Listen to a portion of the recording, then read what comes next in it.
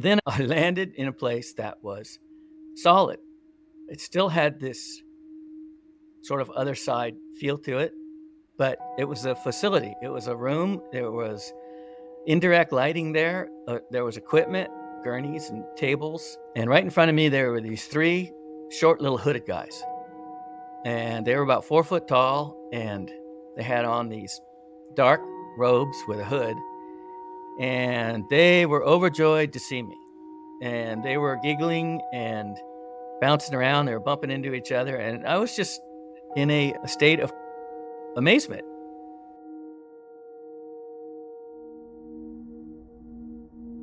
My guest today is Bill Letson, who's a former firefighter who had a near-death experience after he contracted the flu. Bill, welcome, and thank you so much for coming on the show today. Thank you, Rod. It's my pleasure. It's quite an honor to be interviewed from Australia. All right, is it your first time somebody from Australia has interviewed you? I think so. Oh, cool. Well, I'm glad to be the first. I guess there's not many people who do what I do, at least not at this stage. I imagine in 5 years' time, there'll probably be loads of us. There will be. Yeah, absolutely. Okay, so, well, how about you give us a little bit of your background growing up, because I'm always interested in that, and then tell us about your NDE. Yeah, I grew up here in California, little town, played sports, and got interested in the fire department when I was about 18. And once I got on a fire crew at 19 years old, and you get out there and it's real thrilling for a teenager, and I just fell in love with it, never looked back. And I was with the Forest Service, U.S. Forest Service for 10 years, and did all that stuff, helicopters and backcountry ranger and engines and hotshots, and got on with Santa Barbara County full-time when I was my late 20s. And I retired 35 years. I retired in 2010. And yeah, it's a wonderful life here. 35 years, that's a long time to have the same occupation. And you always enjoyed turning up to work every day? I loved every shift. I would have done it for free. Yeah, it had everything. It was exciting and it was dangerous, and when you were helping people. And I didn't really realize how powerful that was till I was in my 30s, because, I was a young guy. And I started realizing that it really hit me in the heart when you cut an old guy out of a car or something. It was like you go to bed at night going, man, it's a crazy job. Really, if you can really affect people's lives. When you're doing something that can really affect people like that, I guess you can sort of take it for granted because you're all doing the same thing. Everybody in your team, everybody you work with is all doing the same thing. And then occasionally an event occurs where you kind of go, whoa, we just did that. Yeah, we just did it. And sometimes every 2 or 3 years, you'd get burned over or electrocuted or something. And that's just the nature of firefighters. It's hazardous. I remember a couple of times my family would say, you landed hard in that helicopter. People got hurt. And it's like, well, it's worth it. We were doing something cool. We were backcountry rescue. And so, yeah, it's a great job. Yeah, when we were talking off air, so my dad's like 72, 73 now, and he's a volunteer firefighter. So he kind of manages and coordinates all the fire brigades around the county, I guess, in your terms. And you're talking about burned over. Yeah, he got burned over once. So he was out, we call them utes here, in his truck. And he had water on the back.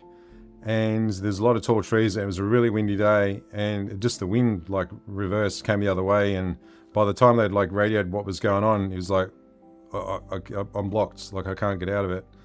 That'd be a pretty scary moment. I imagine that's probably happened to you as well. Obviously, he survived, but he had to go right over, went straight over the top of his truck. Yeah.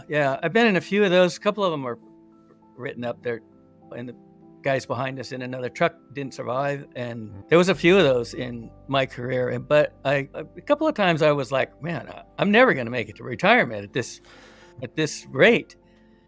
But I did. I was kind of surprised. But looking back, all of it was worth it. I'm glad I hung in there. Yeah.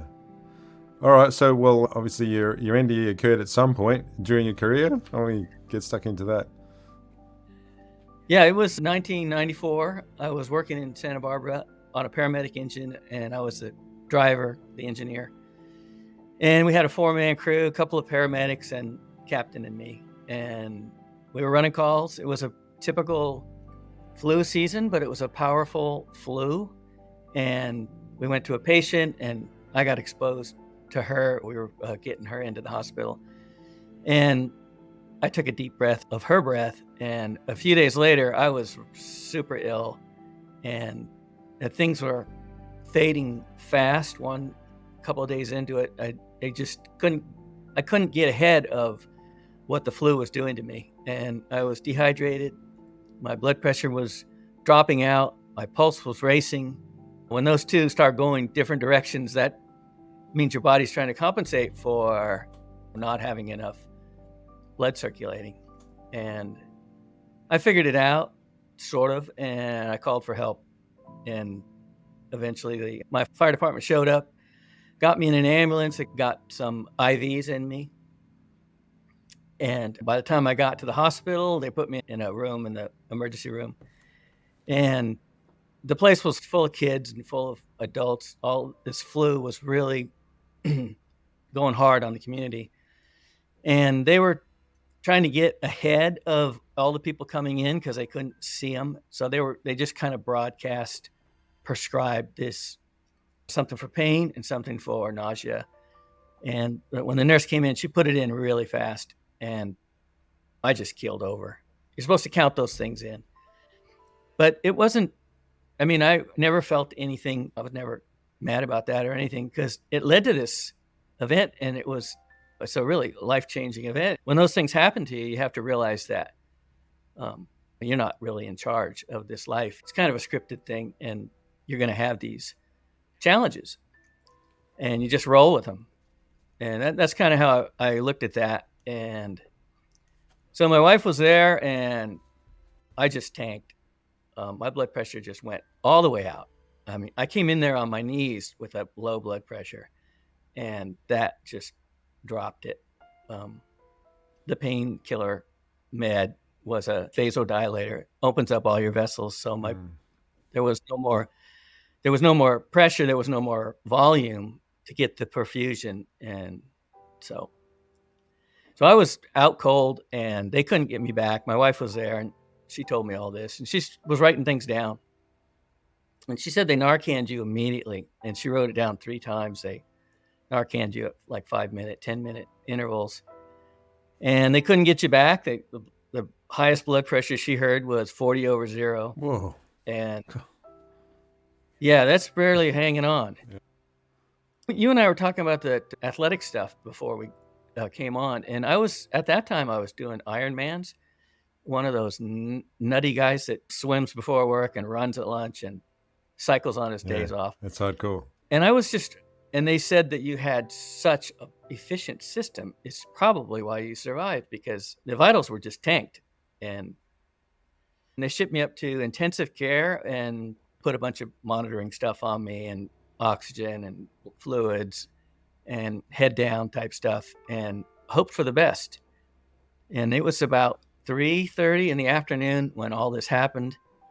And somewhere in the middle of the night, as far as I can recollect, somewhere in the middle of the night, I left my body, and I was no longer Bill. And I was flying through this sea of stars, and they were these beautiful colored orbs, and they had all different colors and energy and tones, and radiating all of this, welcoming this love and acceptance and joy. And as I was coming into the realization of that that I'd been let out of this hot, stuffy, dark closet, and that I was this huge, expanded cloud of some sort. It seemed like I went on forever.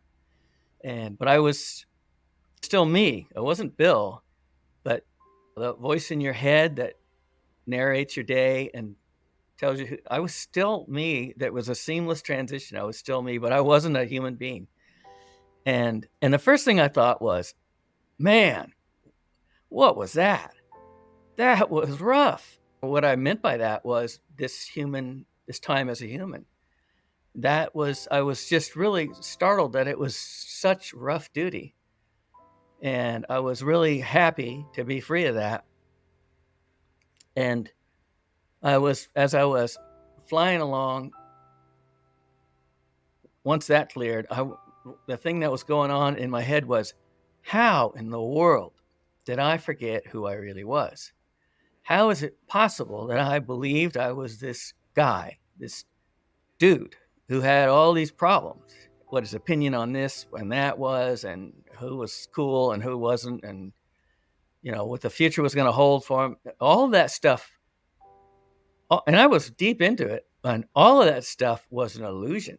It was a game that we play here. It's like a trick or almost a joke, and not downplaying anybody's importance in life, but it's almost a joke we play on ourselves to see how close we can get to figuring out who we really are. I think that is the end goal. We figure out who we really are, and then we navigate the other side when we die and we first leave our bodies, and we're not in a state of confusion or a fit of uncertainty, as Tom Campbell puts it. I think that's well put, because it's a mental universe, and once we start down some thought road, we're creators. We're creating confusion. We're creating things that trip us up.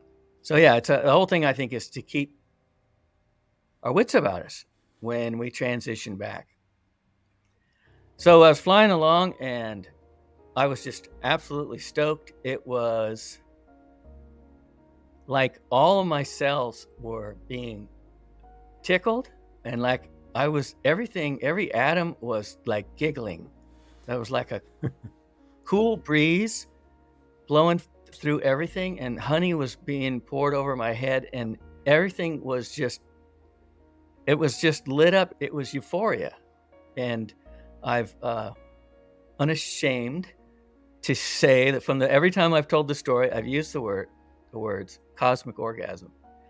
And that is exactly what it felt. Not the way we understand it here, but just this incredible, joyful, overpowering euphoria. So I was flying along, and I was loving all of it. And I said, this is awesome. I'm home. And if I thought about something, it was immediate. Like the old microfiche, you'd go to the library and you'd spin that microfiche, and you'd see pages. Like if you were looking at a math book or something, you'd see formulas, you'd see calculations, you'd see geometry. And those things, we hear about the Akashic records, and it's like this universal mind, and everything is available to us instantly. And I didn't really understand it at the time, but I just saw diagrams and formulas and lots of math just coming at me in like pages and going past. And you can't bring any of that back, at least certainly not a fireman. But so I was flying along thinking, this is awesome. I'm back to who I was. I'm out of that, whatever I signed up for, that gig, that trick that I was involved in. And then I landed in a place that was solid. It still had this sort of other side feel to it, but it was a facility. It was a room. There was indirect lighting there. There was equipment, gurneys and tables. And right in front of me, there were these three short little hooded guys. And they were about 4 foot tall, and they had on these dark robes with a hood. And they were overjoyed to see me. And they were giggling and bouncing around. They were bumping into each other. And I was just in a state of amazement. And so I was just looking at them, whatever that means. But a lot of people say, well, you didn't have eyes. Well, no, I didn't have eyes, but I was looking at things. And did they have faces? Yeah, they had faces. They were smiling, and the faces were these frumpy, kind of like a stovepipe that's been crunched down. They had these layers. They had big smiles, and these guys were super joyful and playful, and they were confident. They knew who they were. They knew who I was. And one of them came forward and looked me up and down, because I was very confused. I was just like, what's going on now? I just got used to that other place. And he came and looked me up and down, and then he turned to the other ones and he said, he doesn't remember us. And they all started giggling uproariously and bouncing around and, slapping each other on the back. And I was really confused, and I was like, well, guys, no offense, but I kind of remember you. But this is very strange place for me. I wasn't afraid at all. I felt completely safe and loved, and more so than walking downtown in Los Angeles. They sound like and Ewoks. They were very. Sorry, Pardon me? They sound like Ewoks. You know, the Ewoks in Star Wars, the little jolly guys, fairy guys that are about 3 feet tall, bouncing around. That's what they sound like. Yeah. There's a lot of that, and I say that often, that they're in our media, in our mainstream movies and song lyrics and TV shows and songs and books and stuff. There are a lot of references to this divine side of us that we don't know anything about. We have heard these stories, religion and science and history and the popular culture, and the vast majority of us believe we have all the answers. And those stories are coming to us on screens.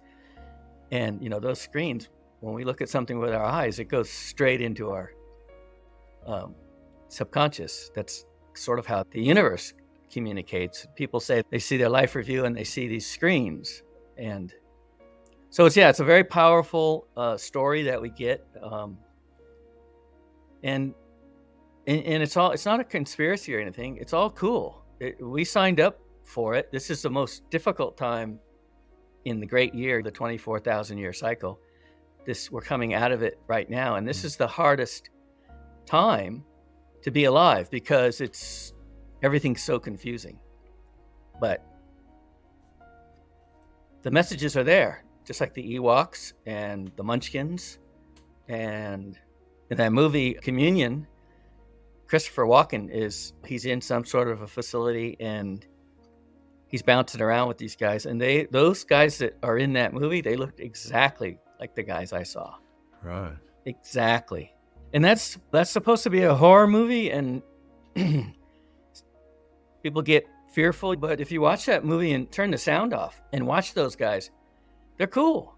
They're high-fiving Christopher Walken, and there's children in that facility, and they're playing with them, looking after them. And these guys are dancing around, and everything's very playful and joyful. And that's exactly what I saw. It's exactly what I experienced. So the universe is nothing to be fearful of, but we come here into this earth realm, this earth plane, for the fear lessons. And we're supposed to get control of that. No matter how confounding it can be, we're supposed to get control of it and move on, knowing what we really are and without fear.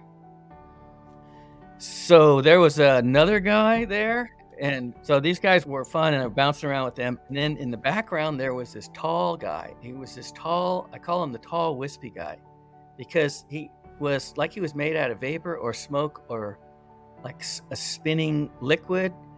And if you take a glass of water and spin it really fast, and then you have that whirlpool, and that's what he looked like. I've called him a Gumby. It looked like I was looking at somebody underwater, and he was this spinning, wispy dude, had a big smile on his face. And when he came forward, he separated, like part of the whirlpool pulled off the top, and then the rest of it caught up, his legs caught up or his arms caught up, and it came back together. And he was like this wispy, moving guy. And obviously he was the man in that environment, and without being the man. There wasn't any power to him or anything like that. But he had this incredible power of love. And when he came towards me with this big smile, big eyes open, and chuckling the whole way as he came close, and you could tell he was just stoked to see me drop in. And as he got closer, my chest just felt like it was being overpumped like a tire, and my throat clamped down, and I felt like I was going to fall to my knees and break down in uncontrollable crying from love. There was so much love coming from this being that it was paralyzing. It was overwhelming. And he came closer, and we had some sort of exchanges. And every time I said anything, anytime I thought of speaking and I spoke from our position of understanding communication, whenever I said anything, he just had this chuckle over and over. And I could feel his chuckle inside of me. And at one point, I said, there wasn't much going on. The little guys were bouncing around and they were giggling and very playful and joyful. And me being this fireman, you got policies and guidelines and you get to work type of thing. And he was just chuckling at them, and he was chuckling at me because I was starting to try to take over. And I think what was so funny was I just arrived and I was just this toddler, like some sort of copy of him, where there's thousands of copies of him. And I was just considered a cosmic toddler, and I was trying to make suggestions. And one of them was, I'm not going back there. I'm not going back to Bill. That's absolutely non-negotiable. And I go, so with that's that, final. that's what I was, like a little 2-year-old with his hands on his hips. And I said, so what's next? Do we do a review of my life? Are we going to go through that? And because I was thinking I need to move on. I got a taste of that limitless world in the stars and the orbs, absolutely limitless, absolutely infinite. And so I wanted to get out of that facility and get to it. And so I said, you guys want to start with that? You want to start with the review of my life? And he just cracked up. He thought that was hysterical, that the little toddler was going to run things. But he was cool. And he said, yeah, sure, little toddler. How do you want to start? And I said, okay. So I started telling some stories about things that I wish I'd done differently. No big regrets. Just, it wasn't anything really that big. I was just trying to fill it in and check this box so I could move on. And I talked about my wife and how when we came out of college, I got offered this park service job out on an island, and we were going to be, it was like an hour helicopter ride off the coast, and we're going to be on this island, and we're going to manage the foxes, and some groups would come out once every few weeks. We give them a tour, some professors or something. And other than that, we were on our own to look after there was a little cottage out on this San Miguel Island. And she wanted that. She's never, ever said anything, but she said, oh, you really should take this job. When are we going to get a chance to live on an island by ourselves? And I was like, yeah, it sounds kind of boring. We were in our 20s, and I wanted more excitement. I'd been on a heli-shot cruise and backcountry stuff, and it's exciting. The camaraderie's there with all the guys and stuff, and I loved it. And so I took a fire job. But she's never really lobbied for anything, but she did want to do that. And so I brought it up, and I talked about it a little bit. And I brought up a couple of other things. And then right in the middle of some rap I was working on, he just goes, okay, that's enough. And he stepped forward like a father. Playtime's over. And he said, time to go back. And that shocked me. I was like, what? Go back? There's no way. I'm not going back there. You got to be kidding. And he goes, no, you got to go back. You got things to do, and they're important. I tried several times. And at one point I said, no, you guys don't understand. That place is gnarly. It's super hard. And I've had absolutely charmed life. You can tell. The ball has bounced my way every time with career and education and parents and family. And I'm absolutely grateful and appreciate all of it.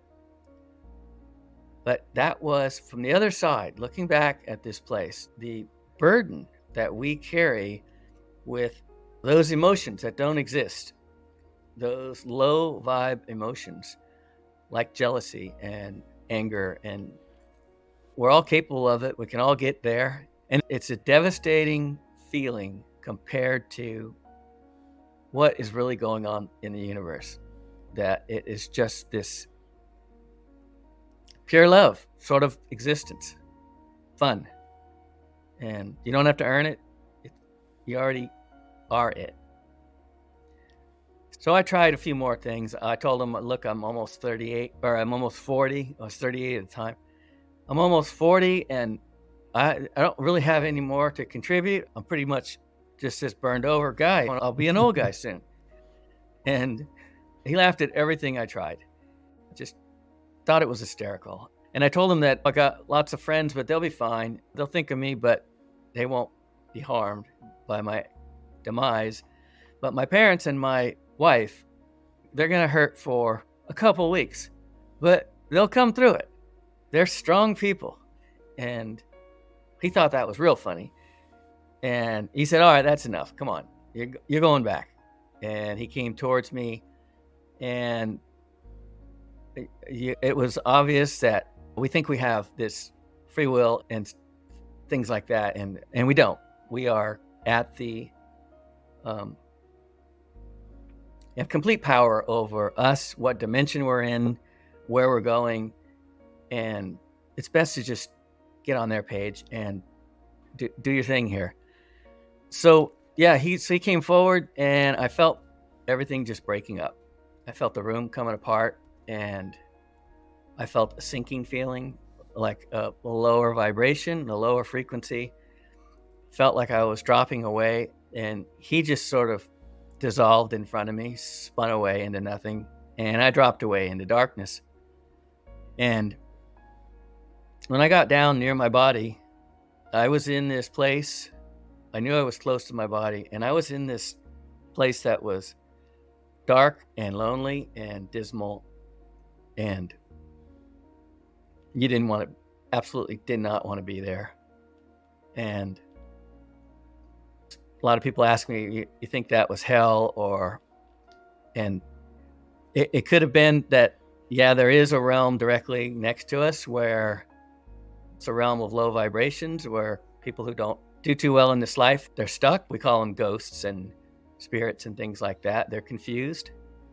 And I think it could be that realm was devastating. But it was also, I think, because I knew I was near my body. And I think when we reintegrate with the body, who has that ability to hold those low vibrations, that it's just like a dropping a ton of rocks on you with energetically.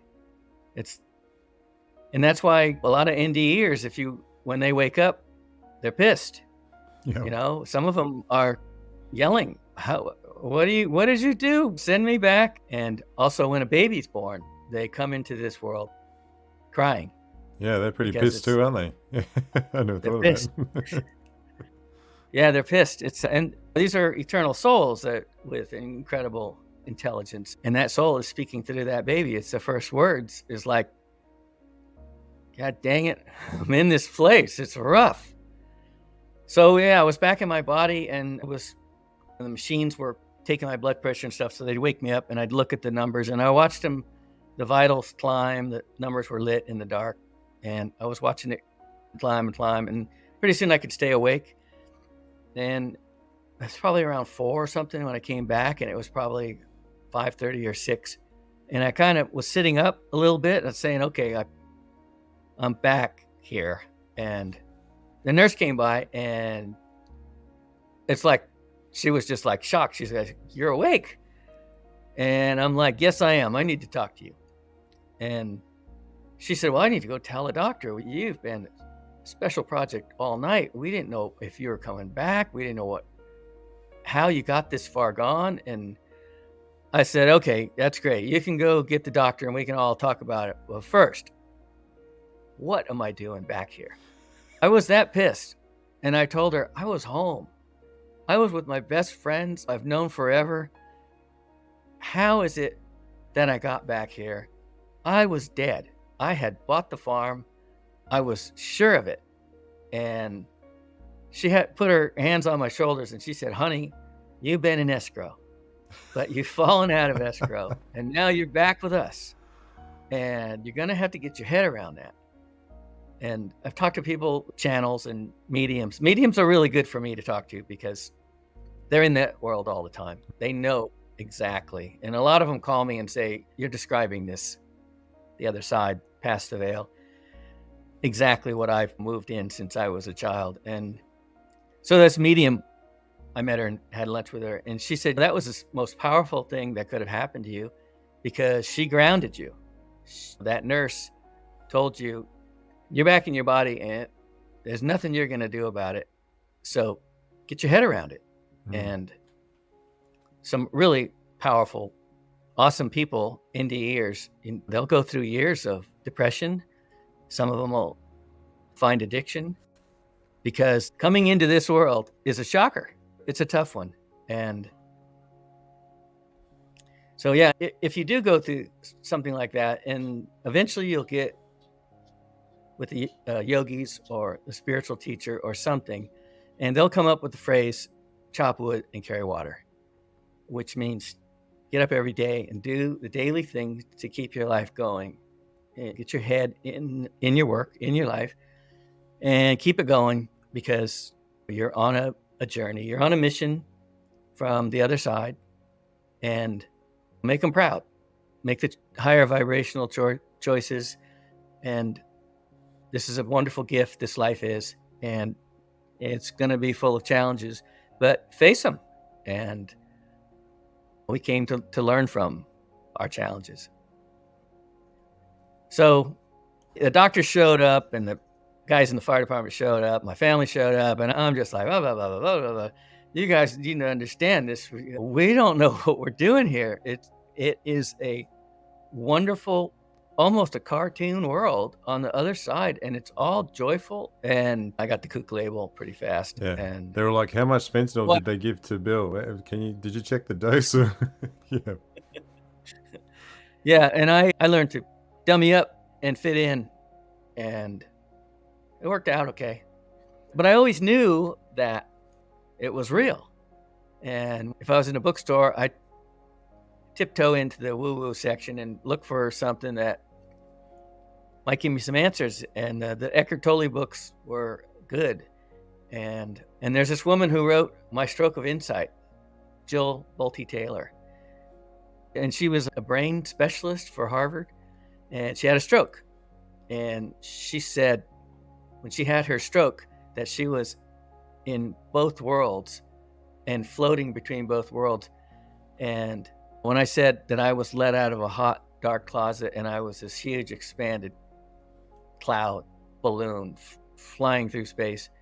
And she said, I felt like I was a genie released from her bottle.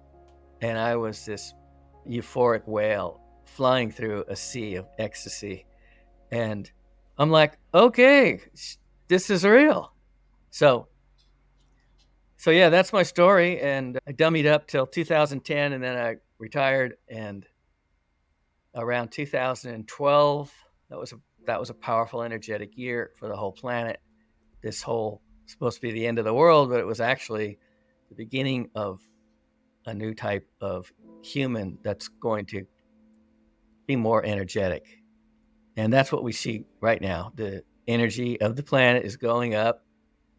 That's why the fires burn hotter. If you gaze at the sun, don't do that because it's dangerous. But if you did it first thing in the morning, when it first comes, there are color codes and it's pulsing wildly. And the thing with global warming, the frequency of the planet is going up, just like you're turning the heat up on a pot of water. Things are more active. and things are more active spiritually, and a lot to people. Well, last year and a half has been incredible with the podcast interest, and it's fun to watch. It's for real that there's a divine hand in our material world, and we're going places, and it's super exciting. You just reminded me that it was like March, I think, and I saw, I can't even remember the exact event. I saw, it wasn't the first time I'd seen an NDE testimonial, but the immediate thought was, oh, I've got to do that. I was like, what? I wasn't even doing anything like that. I mean, but I had an interest in it, like since I was a child, right? I thought, yeah, I've got to do that. My wife she still thinks I'm crazy. But yeah, here we are. Here we are. I've got dozens of these interviews, and every time I make eye contact with you guys, usually before we start, and I say, how'd you get into this? And every one of them have a story like that, where I just suddenly felt this was what I need to do.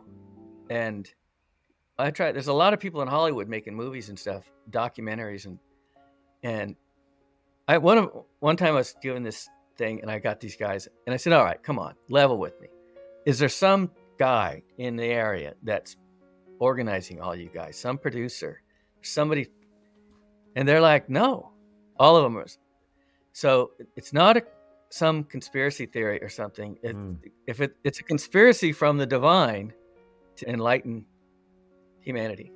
Yeah, 100%. And if there was like, if there was even a hint of somebody like trying to tell me you got to do this particular thing, I'd be like, piss off. I'm not doing that. I'm going to do my own thing. Thanks very much. So yeah, I'm like the complete opposite of what they might be looking for.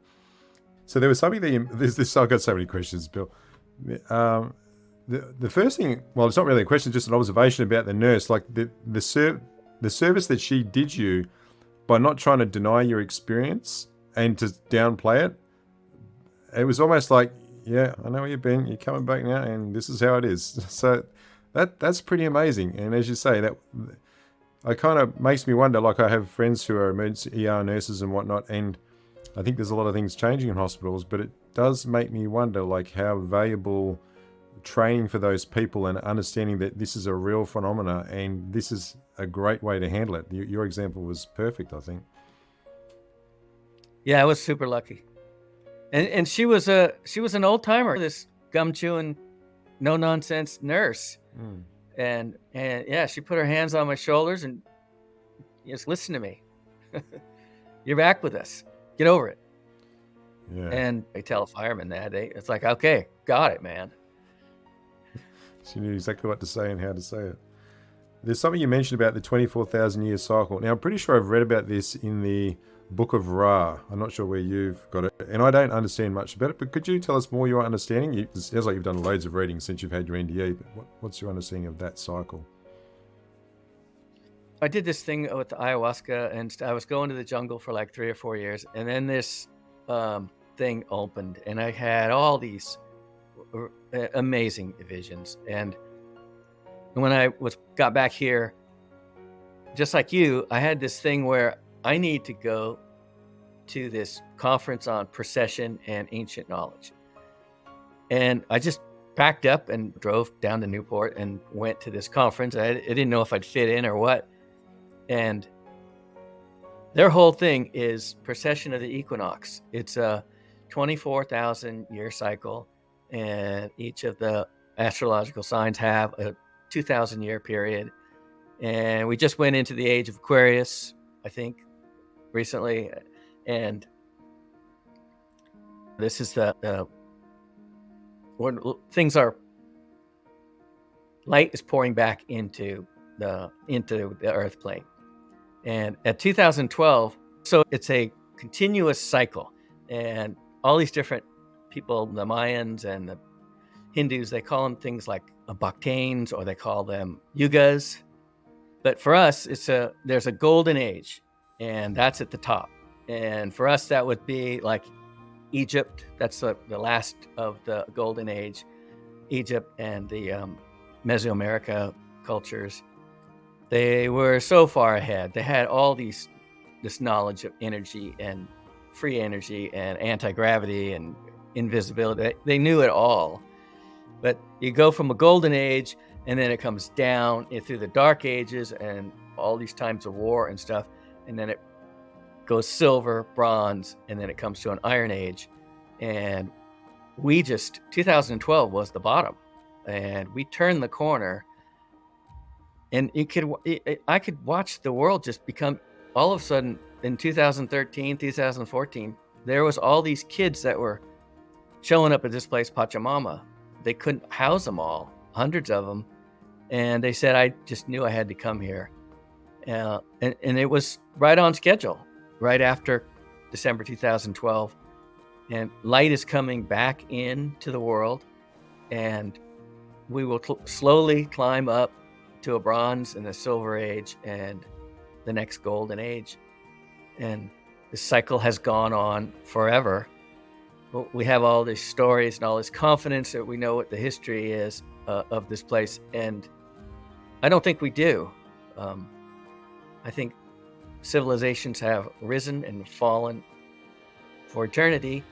And this place is kind of a stage where what's really going on is, as young souls, we're learning how to become high quality souls so that we can move on and move out into the universe and do the work of the universe. So this is kind of we've all heard this, it's a school where it's a school of hard knocks, where we go through experiences, and at some point we stop reacting to them with anger and resentment and shame and guilt, all those things. We just say, I'm not doing that anymore. And that's when we start getting ready to graduate, and we don't have to come back here. This cycle of rebirth is broken. And how's that? Is that helpful? Yeah, that's good. It's something that I also want to do some more research in, but I think it was very interesting to me. My next question is, did you bring any, let me try that again. A lot of NDEs bring back, it's like something got cracked open in them, and they have these new awarenesses, new abilities, new powers. Did you have anything like that? Yeah, I did. If somebody had low vibration intentions, like a business deal, or somebody was doing something not in the highest vibrational vibe. Serving themselves and not you. That's absolutely. Yeah. Thank you very much. Yeah. Yes. Yeah. If it was a self-serving, if it was a selfish vibe, it was really obvious to me. And it wasn't somebody who was judging it. It's like, this is going to go poorly. It'll play out over the next few years, but this person's not up to a high vibrational thing. And that's what this place is for. We come here to behave like that. And most of us are going to. And until we don't, and then we start leaving.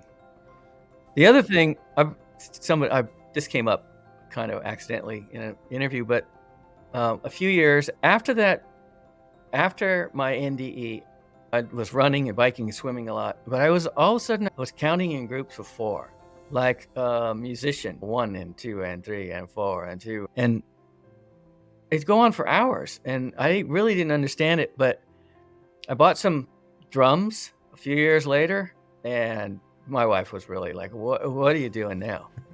And I said, I don't know. I think this is pretty easy. And in a couple of months, I could play pretty much any song. And she's like, I can't, you haven't even had a lesson. You haven't even watched a video. I said, I don't know. It all seems to fit. And what really fit was the structure of music and this whole thing with mathematics in our world. Music is fundamentally mathematics, and it feels good to us when these things are all balanced in key and timing. And so I got into a couple different bands, and this one group approached me and said, we want you. And I was like, you don't understand. I've been playing drums just a few years, and I'm just this guy in his 40s, and I don't know what I'm doing. And I remember this one guy, he used to play with the Beach Boys, and he toured with them. And he said, look, whatever it is that a drummer needs, you have it. And we don't know why, but you know how to structure music, where the bridges are, where the tempo changes. You just we don't get it either, but you have it. And we went really far. Played the state fair and in the green room, and my wife's looking at me going, how did you do this? I mean, I can trace it back to that because I did have it prior to the NDE. And I remember seeing all those formulas and stuff just powering in. And then it was gradual, and it was genuine. I was just letting it happen. And all of a sudden, all of this counting and all of this, groups of 4, 4 beats to a measure, 4 measures to a bar. It's like a mathematical formula for me. That's how I could see it. And yeah, it's been great. We had a reunion here last year and we all played. Awesome. I don't know. How long was the band together for? Or how long did you play in a band? I played in bands about 12 years. And I have this thing, this Kundalini thing. And when that starts rising, it's a really different, big conversation. But to be around alcohol, like we play wineries and breweries and just drunken people yelling out songs and stuff like that. The whole thing with alcohol is something that diminishes our vibration. It's a central nervous system depressant. And our whole experience here in this earth realm it's the central nervous system. It's our eyes and our ears and what we're feeling. That's what we're processing. And if you're drinking a lot, a heavy drinker or whatever, your system's depressed all the time. And so the input it's always a low vibration story. And I could really feel that. I could really feel when I was around addicts and people who were alcohol was a big part of their day. And I'd rather be around my dogs and the deer that live here and that kind of thing. Yeah, that makes sense. Did you get to live on the island? Nope. Did not. Yeah, I took a fire job and then we moved. I think it was Sequoia and it was on an engine. It was a great summer, but nope, she didn't get the island. And I really do wish I could go back and change that, because that would have been. This is a guy that's almost 70, but then I was 24. You want to sit on an island and stare out to sea. That wasn't my idea of an exciting time. Yeah. But now it is. Well, you look like you still got at least another 20, 30 years, Bill. I reckon there's a good chance that your wife still might get her wish yet. All right. So the Wispy guy, the Gandalf kind of guy, the whirlpool that you met, my first impression when you were telling me that story was, that's you, Bill. Like, that's your higher self there telling you got to get back. So it wasn't anybody else but you telling you what to do. What do you think about that idea? I think you're spot on, bro. Because he just loved me, and I just entertained the hell out of him, like a kid, like having a toddler. And I think we have thousands of lives here on the Earth plane, and there's this talk about time that it doesn't really exist. So they're all occurring at the same time. This gets into things we really can't process. But yeah, I'm one of thousands, like an army of experiencers for this higher version of me, an evolving super being. And it's not just me, we're all the same. And all of us, we have thousands of souls watching us all the time. That's just not an old guy making something up. Because as I move on, if I look in the blue sky, it looks like I'm looking at it under a microscope at like a drop of ocean water. It's just full of life forms darting here and there, orbs, and we live in a highly energetic environment, and we don't know it. Our senses are choked down to where we've got this really narrow range of what we can hear and see and experience. It is an amazing, unlimited. Yeah, the default setting is for a very narrow band. isn't it? And then yours has been expanded a little bit. So it sounds like you've got still a bit of one foot in a higher realm, and then you've got the rest of you is here, but not the same as what it was before you left. Oh no, it's when the Kundalini energy moves. A lot of people have this moving on them, but we're so disconnected from what we really are that we don't know how to encourage it or to work with it. And there's a whole story there. But I lucked out. I was at this place called Pachamama, and I was going through this silent retreat, and we had to write something every day to the spiritual guy, the chief of the village. And I guess the things I was writing, he came to me. He didn't talk to anybody. We didn't speak, but we'd meet every day in this giant meditation hall, and then he would have things to say. And he singled me out, and he said, you need to familiarize yourself with Kundalini and with pranic energy, because the things you're writing to me, this is obviously a Kundalini rising, and it's very powerful, and it's on its way. And I listened to him. When I got back to the States, I found this Kundalini yoga instructor, and it took 8 months, a year of going once a week, and they go through the exercises and stuff. But I figured out what it was. I didn't have any idea. I just thought, well, this is a cool sounding name. And I realized by just paying attention and figuring out what she was trying to demonstrate for me or show me, that this is a real thing. And you mentioned that I'm this kind of joyful, happy guy, and that's part of it. That energy, we all have this drop of God energy, this drop of light in the bottom of our spine, and when it wakes up, it takes years, and it moves up the spine, and it pushes all the dark energy that we accumulate, emotional drama. That's what the universe is. It's all emotions, feelings, and it clears out all of those things, and then there'll be a time when it reunites with divine, and you have this light just come through you, and it's really powerful. You absolutely realize something ridiculous is happening, and once that connection starts up, then it is opening up. We talked about it earlier. This energy is slowly moving through you and opening up your central nervous system so that you can receive more and develop more, I guess.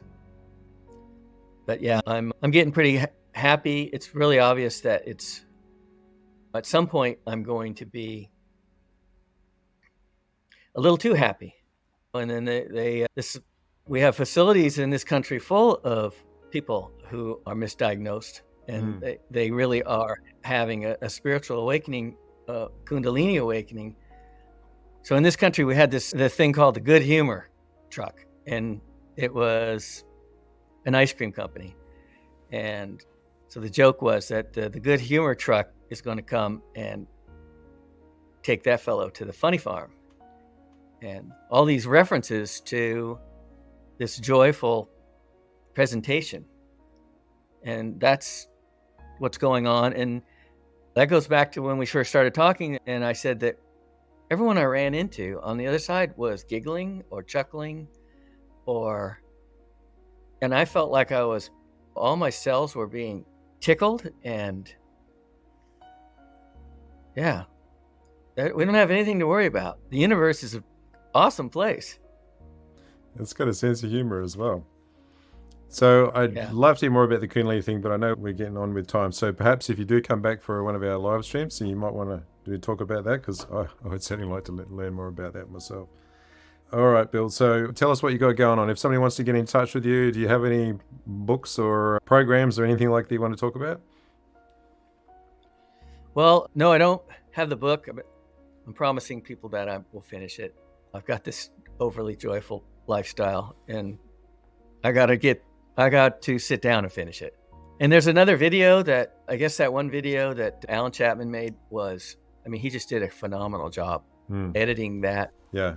And his production, as you can tell, I'm not that good of a speaker, but his editing just made it wonderful for people to hear this crazy tale. Yeah, I like the way he does things. It's really good, and you can tell he's been doing it for a long time. There's a lot of mastery there. All right, cool. So have you got anything final that you want to leave people with before we wrap it up?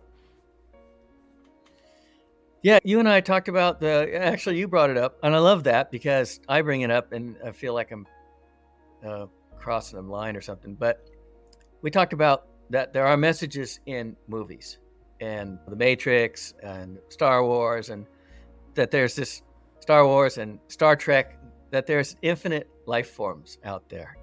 If you can imagine it, it exists. I grew up in the 60s and 70s, and every year they played this movie on Sunday night. It was called, once a year, it's called Wizard of Oz, The Wizard of Oz. Mm-hmm.